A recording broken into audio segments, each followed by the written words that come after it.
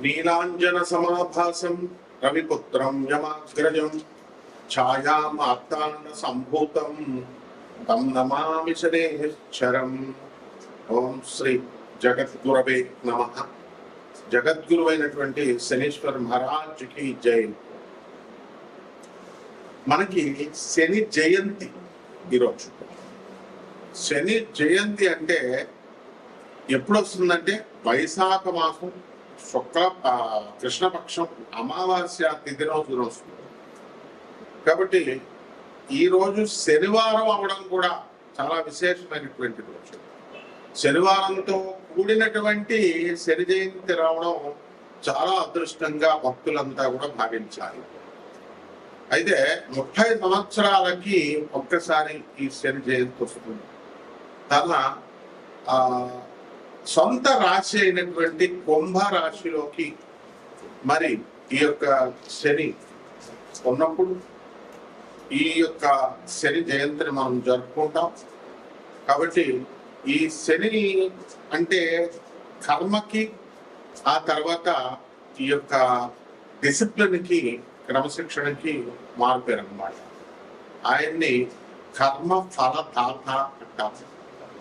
అలాగే కర్మ కారకుడు అంటాము. కర్మకి కారకుడు అయినా మళ్ళీ ధర్మానికి కూడా ప్రతీక అనమాట.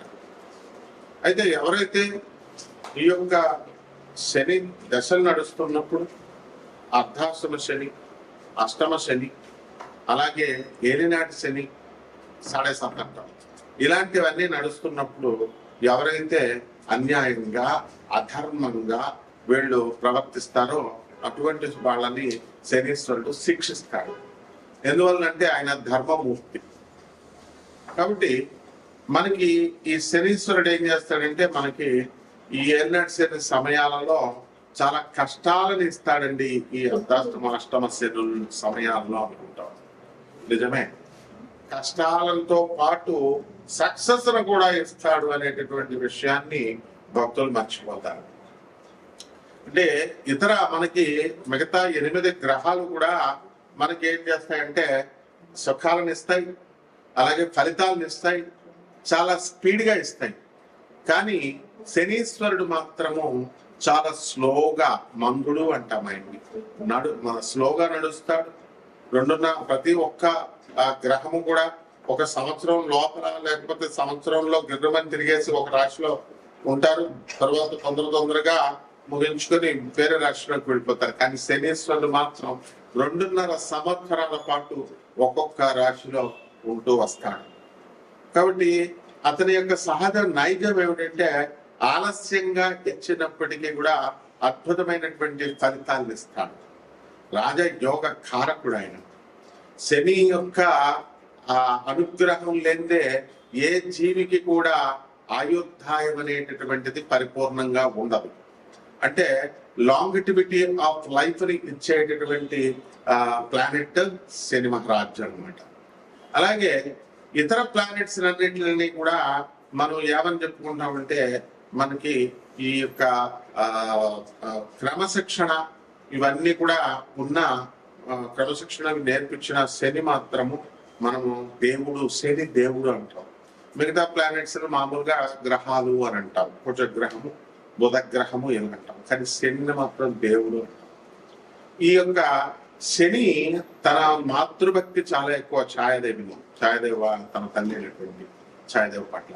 ఆ విధంగా ఎవరికైతే శని బ్రహ్మాండంగా ఉంటుందో, ఉచ్చ స్థితిగతుల్లో ఉంటాడో శని, మరి తులారాశి, వృషభ రాశి లాంటి స్థానాల్లో, మకరం, కుంభం లాంటి స్వక్షేత్రాలను ఇలా ఉన్నప్పుడు ఆ యొక్క జీవికి తను మాతృభక్తిని కలిగిస్తాడు.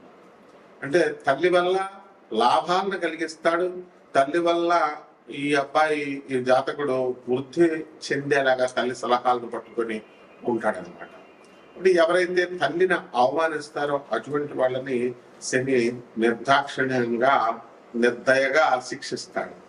తన సొంత తండ్రి అయినటువంటి సూర్య భగవానునే ఆయన నిర్దాక్షిణ్యంగా శిక్షించాడు. తన తల్లి ఛాయాదేవిని వదిలేశాడు. కాబట్టి ఇలా మరి శని జయంతి రోజులు మనం ఏం చేయాలండి అంటే ఆ రోజున తెల్లవారుజామునే నిద్ర లేవాలి, సూర్యుడు రాకముందే. ఆ తర్వాత తలంటు స్నానం చేసి నల్లని వస్త్రాలను ధరిస్తాము. అలాగే చక్కగా ఇంట్లోనే అందరికీ కూడా చాలా మందికి తెలియదు ఏంటంటే, శని జయంతి లేదా శని అభిషేకం అని అనగానే గుళ్ళకు పరిగెత్తుతారు. ఇది మానేసేయండి ఫస్ట్. నవగ్రహ ఆరాధన ఇంట్లో కూడా చేసుకోవచ్చు, శనీశ్వర ఆరాధన. అది నార్త్ ఇండియాని చూసి మనం నేర్చుకోవాలి.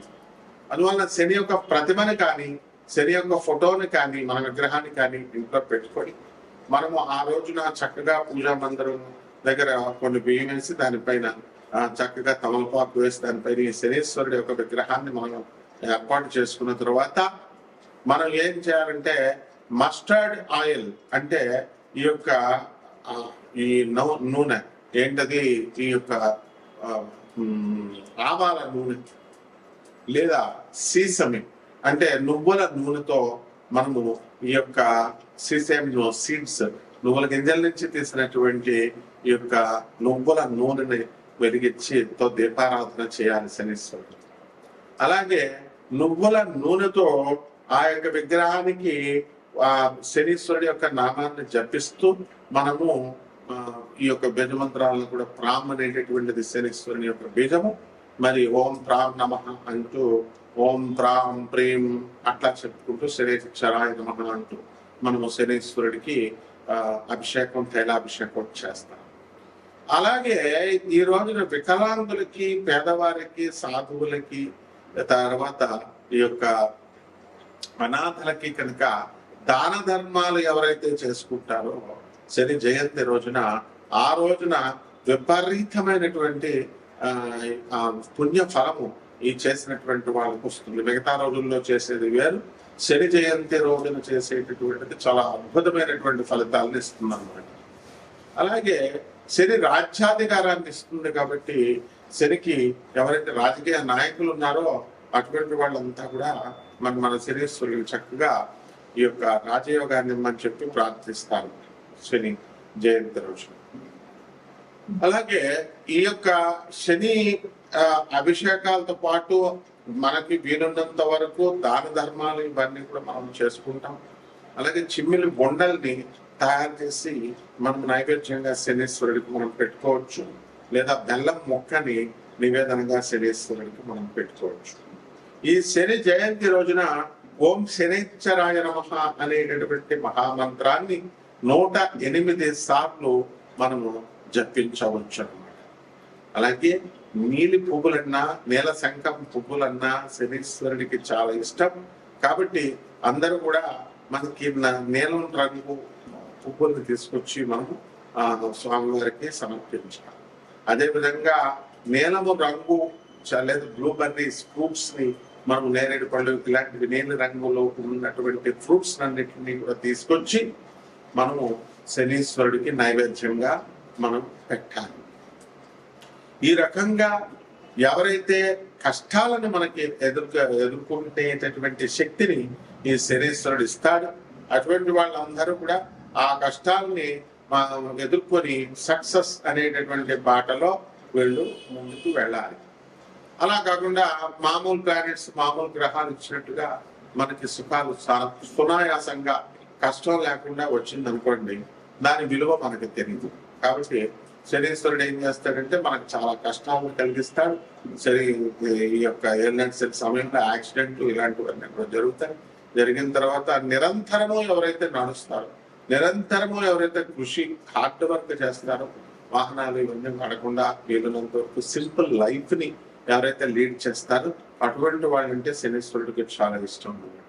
అందువల్ల ఎవరైతే క్రమశిక్షణ కలిగి ధర్మబద్ధతగా ఎవరైతే ఉంటారో అటువంటి వాళ్ళకి సంతానం లేనటువంటి వాళ్ళకి కూడా సంతానాన్ని కలిగిస్తాడు.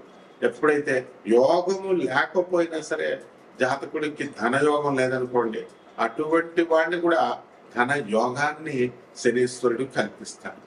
అలాగే 6వ ఇంట్లో శని కనుక ఉన్నట్లయితే లాంగిటివిటీ ఆఫ్ లైఫ్ పెరుగుతుంది అని చెప్పి శాస్త్రం చెప్తుంది. అదేవిధంగా రోగాలు అనేటటువంటివి చాలా మందికి అనేక రకమైనటువంటి రోగాలు వస్తాయి. సాధారణంగా డెర్మటాలజీలో మనకి చర్మ సంబంధమైనటువంటి ఈ యొక్క డెర్మటాలజికల్ డిజార్డర్స్ అనేటటువంటివి వస్తాయి. ఆ విధంగా చర్మ వ్యాధులతో పాటు హ్యూమన్ ప్యాపిలోమా వైరస్ హెచ్పివి వ్యాధులు కూడా మనకి ఈ యొక్క శని ప్రభావం వల్ల వస్తుంది. అలాగే పిసిఓడి ప్రాబ్లమ్స్, ఈ హార్మోన్స్ ఇంబ్యాలెన్స్ వల్ల వచ్చేటటువంటి ఈ వ్యాధులన్నీ కూడా క్యాన్సర్ కి దారి తీస్తాయి ఈ హెచ్పివి వైరస్ కూడా. అందువల్ల వాటినన్నింటినీ కూడా ఈ యొక్క శనీశ్వరుడు నిరోధిస్తాడు. కాబట్టి ఒక్కొక్క రాశి వారిగా ద్వాదశ రాశుల వారందరికీ కూడా ఎటువంటి ఫలితాలు ఇస్తారో మనం చూద్దాం. ముందుగా ఇవన్నీ కూడా గోచారాల రీత్యా కోటాను కోట్ల మందికి అందరికీ కూడా కామన్ ప్లాట్ఫామ్ లో మనం చెబుతున్నాము కాబట్టి దాని రీత్యా మనకి ఫలితాలు అనేటటువంటివి ఇలా ఉన్నాయి రాశి ఫలాలు అని మనం చదువుకుంటాం, వింటాం. అయితే ఈ యొక్క వ్యక్తిగత జాతకం అనేటటువంటిది ఒక్కొక్కళ్ళకి ఒక్కొక్కలాగా ఉంటుంది. ఎవరైతే వ్యక్తిగత జాతకాలు కావాలనుకుంటున్నారో వాళ్ళందరికీ కూడా నాసా లైవ్ రిపోర్ట్స్ బట్టి అమెరికన్ టెక్నాలజీతో మేము ఈ యొక్క జాతకాలు చెప్తాం. అటువంటి వాటిని మనల్ని సంప్రదించవచ్చు. ఒక్కొక్క రాశి వారికి కూడా ఈ శని జయంతి ముందు ఎలా ఉంటుంది, ఆ శని జయంతి తర్వాత ఈ యొక్క విశేషమైనటువంటి రెమెడీస్ చేసుకున్న తర్వాత ఒక్కొక్క రాశి వారికి ఎలా ఉంటుందో మనం చూద్దాం. తులారాశి. ఈ తులారాశి వారందరూ కూడా మనకి ఈ శని జయంతి రోజున మనకి షష్ఠ స్థితిగతుడైనటువంటి శని గ్రహ ప్రభావం వలన అధికమైనటువంటి లాభాలు ఎవరైనా ఎంజాయ్ చేస్తున్నారంటే తులారాశి. కాబట్టి ఆరోగ్యకరమైనటువంటి అలవాటులు అనేటటువంటి వచ్చినాయి. కాబట్టి ఇంతకు ముందు మందు కొట్టడము, ఇలాగా మటన్ చికెన్ అని ఇలాగా రుచిగా కూరలు వండుకోవడం, తిండి మీద ఉన్నటువంటి దృష్టి, అబ్బో ఇప్పుడు ఎండాకాలం మనం మందు తాగకూడదు, అబ్బో ఇప్పుడు ఎండాకాలం మనం ఈ అన్ని తినకూడదు అనేటటువంటి ఆలోచన లాగా తమ ఆరోగ్యం పట్ల శ్రద్ధని వీళ్ళంతా కూడా మనకి ఈ యొక్క తులారాశిలో చూపించడం జరుగుతుంది. ఎప్పుడు మీనరాశిలో. ఇక ఈ యొక్క రాహు మనకి కుంభరాశిలో ఉన్నాడు. అందువల్ల పిల్లలతో వాదనలు, వితండవాదాలు ఇవన్నీ కూడా తులారాశి వాళ్ళు చేస్తారు. పాపం తులారాశి వాళ్ళందరూ కూడా తాము చేయని తప్పుకి వీళ్ళంతా కూడా కోర్టుల చుట్టూ తిరగడము ఇవన్నీ కూడా జరుగుతాయి. వీళ్ళ తండ్రి గారు, తల్లి గారు వీళ్ళ చేసినటువంటి పొరపాట్లకి, వాళ్ళ సివిల్ కేసెస్ లో వీళ్ళ పొలం వాళ్ళకి ఇవ్వడము అవుతుంది. వాళ్ళకి అది అనువుగా తీసుకొని ఆసరాగా తీసుకుని వాళ్ళంతా మోసం చేయడం, దొంగ డాక్యుమెంట్లు చూపించి లేకపోతే ఏదో రకంగా కోర్టులో వేసి టైం డ్రాగ్ ఆన్ చేయడము ఇలాగా జరుగుతుంది. అయితే జడ్జిమెంట్ అనేటటువంటి ఇప్పుడు 20 సంవత్సరాలు అయినా కూడా రాకుండా ఈ తులారాశి వారికి ఉండడం జరిగింది. ఇది కాకుండా మూలిగే నక్క మీద తాటికాయ నెత్తి మీద పడినట్లుగా నక్కకి ఏం జరిగిందంటే ఈ యొక్క ఉద్యోగాల విషయంలో తులారాశి వారికి అందరికీ కూడా లే ఆఫ్ల వల్ల ఉద్యోగాలు కోల్పోవడం అనేటటువంటి జరుగుతుంది. కేవలం సాఫ్ట్వేర్ ఉద్యోగస్తులే కాకుండా మరి ఈ యొక్క పర్మనెంట్ గా ఉద్యోగాల్లో ఉన్నటువంటి ఉద్యోగాలు వదిలేసేయడము ఇలా రకరకాలుగా వీళ్ళంతా కూడా ఉద్యోగ నష్టత్వం అనేటటువంటి చూపిస్తుంది. అంటే శాలరీస్ వస్తాయి కానీ అందుకోవాల్సినంత స్పీడ్ గా అందుకోరు అనమాట. నిరాశ, నిస్పృహ అనేటటువంటిది వీళ్ళకి చూపిస్తూ ఉంటుంది. ఇకపోతే ఈ రాశి వారికి అందరికి కూడా మహిళలకి వివాహాలు అనేటటువంటివి పెళ్లి చూపులు కంగారు పడుతూ ఉంటారు. పెళ్లి చూపులు కూడా అవడానికి అవకాశం ఉన్నాయి. సంతానం లేనటువంటి వారికి సంతానం కలుగుతుంది. పరిహారాల దగ్గరికి వచ్చేసరికి తులారాశి వారికి చక్కగా మనము ఈ శని జయంతి కాబట్టి శని జయంతికి శని జపాలు చేసుకోవాలి, రాహు జపాలు చేయాలి, శని స్తోత్రాలు చదవాలి, రాహు స్తోత్రాలు చదవాలి. శనికి కిలోం పావు నల్ల నువ్వుల్ని, నల్లని వస్త్రాలు ఇచ్చి పేద బ్రాహ్మణులకి శని 8 గంటలకు దానం చేసుకోవాలి.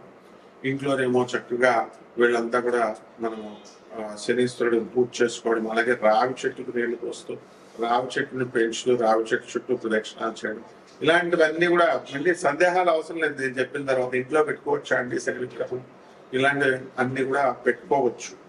కాబట్టి ఇంకా మరి ఇంకొకళ్ళు చెప్పారండి అంటే వాళ్ళకి సబ్జెక్ట్ లేక వాళ్ళు ఏదో వాగుతారు. అటువంటి వాళ్ళు చెప్పే మాటలు మీరు వింటున్నారంటే మీరు అంతకంటే బుర్ర తక్కువ వాళ్ళు అనమాట. సో ఇక్కడ స్థిరత్వం అనేటటువంటిది కావాలి. ఆ స్థిరత్వాన్ని ఇచ్చేదే శని. కాబట్టి చక్కగా జాగ్రత్తగా చేసుకోండి. శని రావి చెట్టు కూడా నేను పోసుకోండి. ఈ యొక్క బ్రహ్మాండంగా ఈ సమయం ఉంటుంది. శుభమస్తు.